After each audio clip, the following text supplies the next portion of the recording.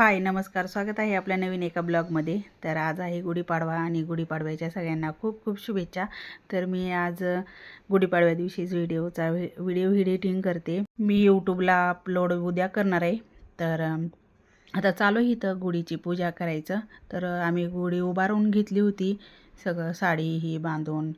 आज गुढीला साखरेचा हार बांधतात, नंतर लिंबाचा ढाळा, आंब्याचा ढाळा, नंतर गुढीची पूजा ही केली जाते.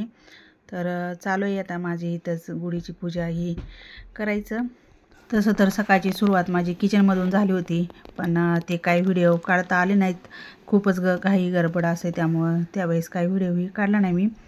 डायरेक्ट आता गुढी उभा केल्यानंतर गुढीची पूजा करतानाच करते. नंतर किचनमध्ये पण कामं ही झाली. नंतर देवपूजा ही केली. देवपूजा ही करायला पण खूप वेळ लागतो, तर ते पण शेअर काही करता आलं नाही मला, मी ते पण केलं नाही शेअर. नंतर गाड्यांची ही पूजा, तर गाड्यांची ही पूजा पण केली नंतर आम्ही, पण ते पण नाही मला शेअर करता आलं. तर इथं चालू आहे यशची लोडबोड.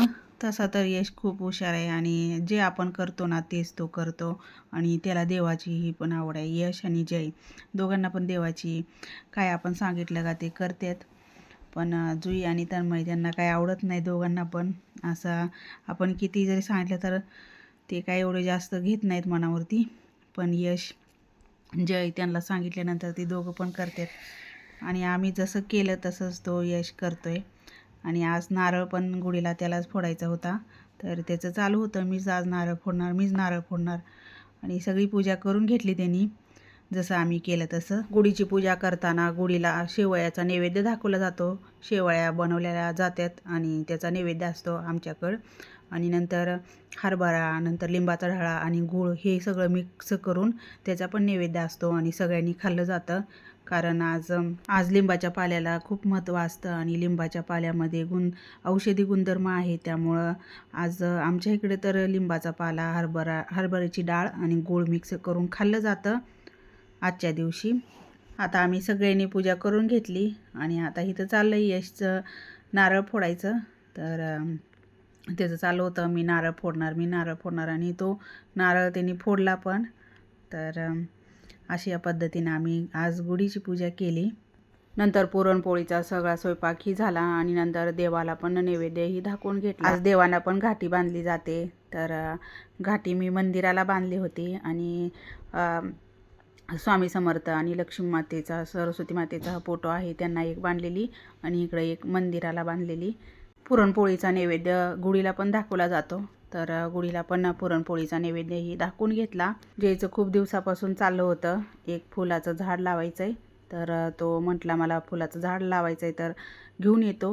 तर त्यांनी फुलाचं झाड घेऊन आला आणि आता चालू आहे त्याचं लावायचं. आणि इकडं तन्मय पण बसला होता आणि लावून पण घेतलं त्यांनी कुंडीमध्ये. झाडं लावायला जागा नसल्यामुळं जिन्यामध्येच ठेवल्यात अशा ब्रह्मकमळ, स्नेक प्लॅन्ट, नंतर कढीपत्ता, नंतर ॲलोवेरा, अशी झाडं आहेत, जास्त काही नाही आहेत.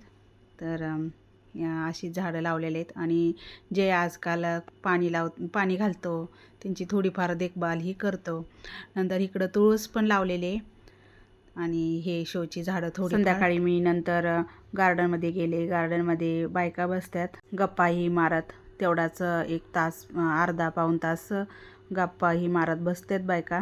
आणि तिकडून मग नंतर मी मंदिरात आले. आज गुरुवार पण होता, तर म्हटलं चला आज मंदिरात जाऊन येऊ दत्ताच्या. तर आमच्या घरापासून जवळच हे मंदिर आहे, तर तिथं आले होते मी आणि यश आलो होतो. जे येऊन गेला होता ते आरतीच्या टायमिंगलाच तो येऊन गेला होता. रोज संध्याकाळी 7 वाजता आरती असते. एकाच मंदिरामध्ये खूप देवांचं दर्शन होतं. दत्तगुरू, नरसिंह सरस्वती, नंतर श्रीपाद श्रीवल्लभ, श्रीकृष्ण, नंतर राम, सीता, लक्ष्मण, नंतर हनुमान, असे एकाच मंदिरात एवढे आहेत. नंतर खालच्या साईडला पण स्वामी समर्थांचं, कोल्हापूरच्या महालक्ष्मीचा फोटो, नंतर गणपती, असं खूप सारे देवांचे फोटो, मूर्त्याही बनवलेल्या आहेत. तर छान असं आता माझं दर्शन चालू आहे सगळ्या देवांचं. आणि यशची पण इकडं पळ तिकडं पळ त्याचं चालूच होतं. सगळ्या देवांना साखरेचे हार बनवून घातलेले होते. तर साखरेच्या हारावरती डिझाईन पण बनवलेली होती. तर आम्ही आता चाललो आहे खालच्या मंदिरामध्ये आणि यशचं चालू होतं मम्मी मी व्हिडिओ काढतो तुझा, तर त्यांनी हा व्हिडिओ काढला आहे छोटासा. तर त्याला आवडतं पण काढायला ही व्हिडिओ ही, आणि छान असा त्यांनी माझा व्हिडिओ काढला. यशने आणि मी दोघांनी देवाचं दर्शनही करून घेतलं. मंदिरात गेल्यानंतर मनाला एक खूप शांती निर्माण होते आणि पॉझिटिव्ह एनर्जी येते. तर खूप छान वाटतं मंदिरात आल्यानंतर.